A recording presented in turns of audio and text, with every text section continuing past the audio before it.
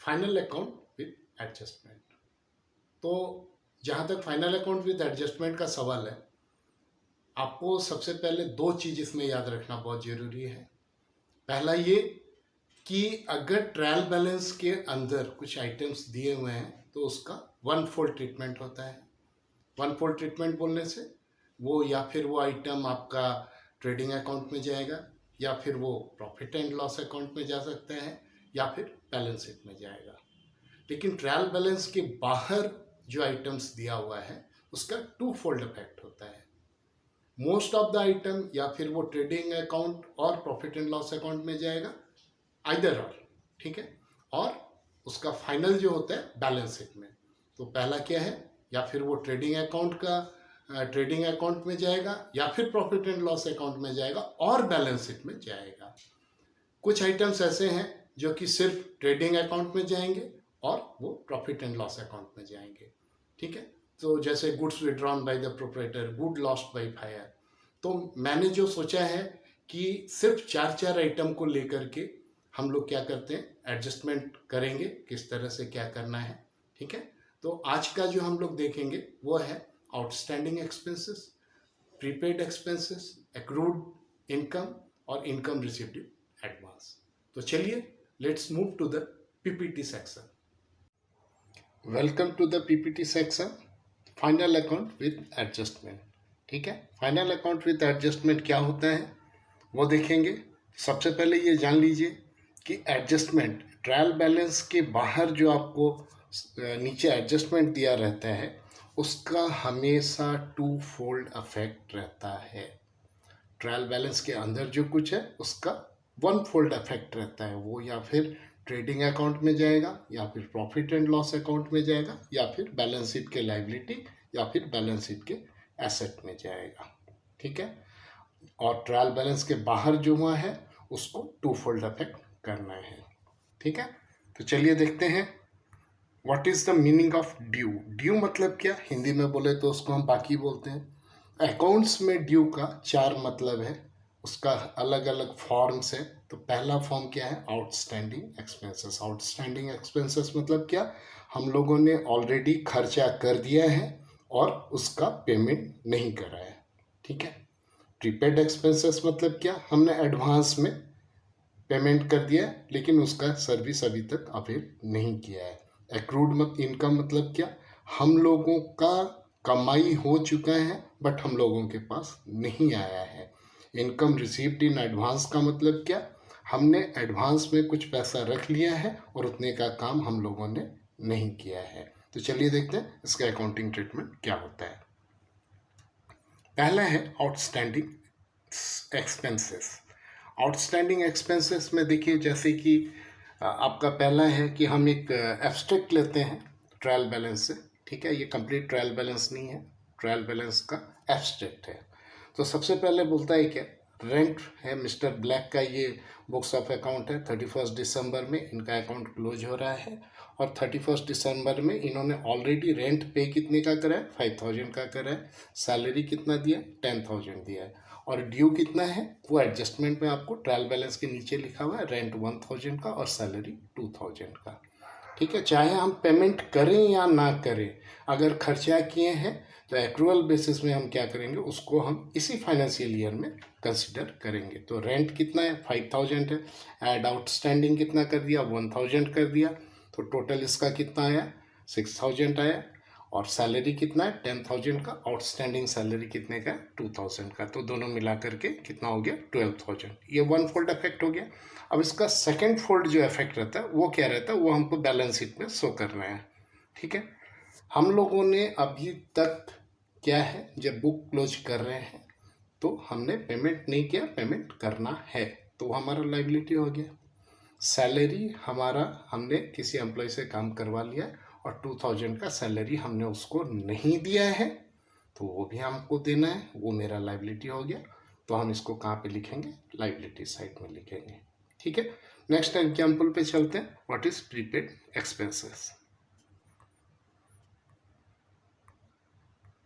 Prepaid expenses में देखिए, ये भी एक एब्स्ट्रैक्ट है, मिस्टर बिग का है। इनका अकाउंट्स कब क्लोज हो रहा है, 31 मार्च को क्लोज हो रहा है और हमने इंश्योरेंस का कितना दिया है पेमेंट 8400 और रेंट दिया है 12000। अब एडजस्टमेंट में क्या लिखा है, rent has been prepaid for 3000।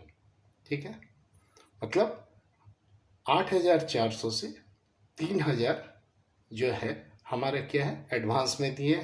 तो हमने क्या करा, उसको रेंट में नीचे देखिए टू रेंट लेस प्रीपेड 3000 काट के रख लिया।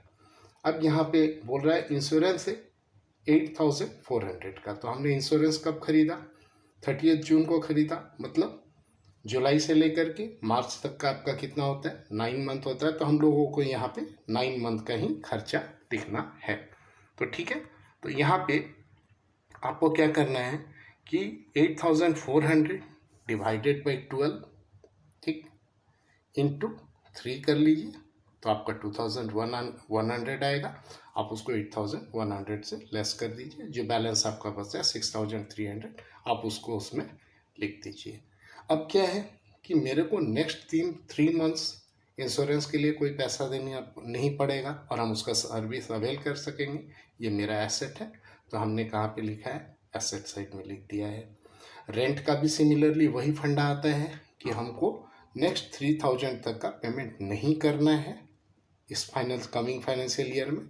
तो हमारा क्या हो जाता है, वो एसेट हो जाता है, तो हमने उसको एसेट लिख दिया है। ठीक है, नेक्स्ट चलते हैं, देखते हैं व्हाट इज एक्रूड इनकम। तो एक्रूड इनकम का क्या मतलब है, एक्रूड इनकम का मतलब है कि आपका ऑलरेडी इनकम हो चुका है, ठीक है, बट आपके अकाउंट में वो पैसा नहीं आया है। तो यहाँ पे एक हमने मिस्टर वाइट का एब्स्ट्रैक्ट लिया है ट्रायल बैलेंस का 31 मार्च में, इंटरेस्ट ऑन इन्वेस्टमेंट। अब ये क्या है, कमाई है, तो हमारा ऑब्वियसली क्रेडिट साइड में लिखेगा 4000 का। रेंट रिसिप्ट कितना है 1000 है। अब क्या बोल रहा है देखिए कि interest ₹2 due but not receive.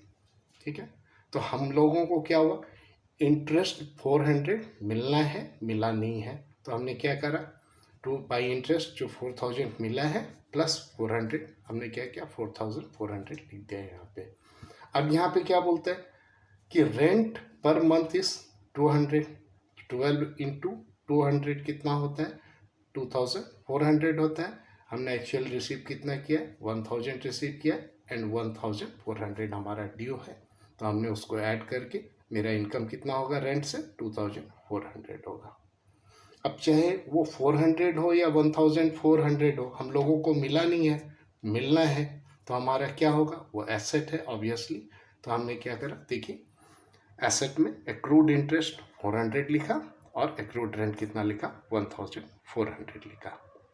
Last but not the least, इस सेशन के लिए इनकम रिसीव्ड इन एडवांस। तो इनकम रिसीव्ड इन एडवांस का क्या है फंडा, कि हम लोगों ने एडवांस में पैसा ले लिया और उतने का सर्विस नहीं दिया है। ठीक है, तो हम लोगों को क्या बोलते हैं, ये जो है मिस्टर बीन का है आपका ट्रायल बैलेंस का एब्स्ट्रैक्ट।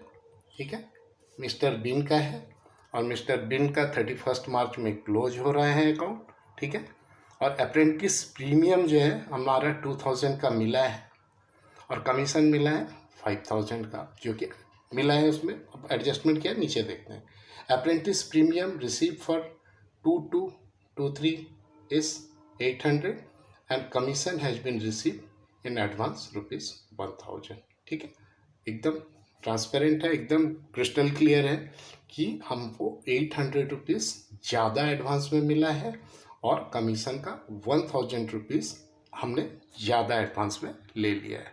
ठीक है, तो चलिए, तो हमारा इनकम है तो बाई अप्रेंटिस प्रीमियम 2000 हमने लिख लिया। जो एडवांस हम लोगों को मिला है, ज़्यादा पैसा मिला है, उसको हमने लेस कर दिया एक्चुअल बेसिस पे। ठीक है, कि हमको कैश मिले या ना मिले, अगर कमाई वो जितना हुआ है हम उसको क्या करेंगे, कंसिडर करेंगे, या फिर वो मिला हो या ना मिला हो। तो हम लोगों को ज़्यादा मिला है तो हम क्या कर रहे हैं, उससे लेस कर दे रहे हैं। बैलेंस कितना बचता है 1200 बचता है।